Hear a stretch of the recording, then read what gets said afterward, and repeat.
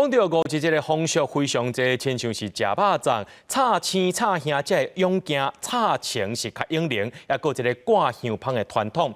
伫中华鹿港呢，就有一间200年历史的香店，对30多年前呢，因开始做纸香香。伫五一节即天要甲民众结缘，因是用手工用纸甲伊包一包包起来。伫即天呢，要互大家感受到过五一节的风俗。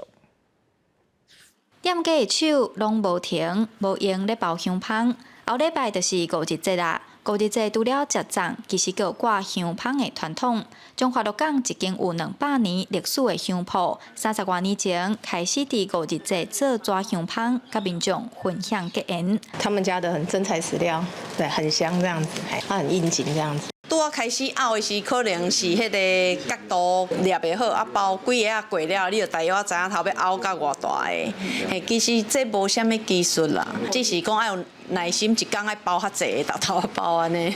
旧历5月天气湿搁热，过去的人认为是毒鬼、是蠓虫、蛇各种传染病开始出现的时阵，所以会甲中药材、香料夹做伙，做成香香来辟邪赶蠓虫。即阵市面上较常看到的是用布添的香袋仔，但是早年的香香是用线毛翻毛出来的。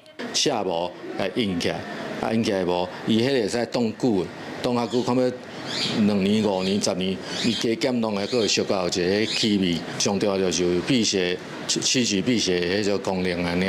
店家表示，纸香香是伫因爸爸迄代开始做的，到目前为止30多年来已经发出50-60万包。虽然手工包真够工，但是店家希望民众摕到香香的时阵，毋但体验过节的风俗，嘛会当感受到人情味。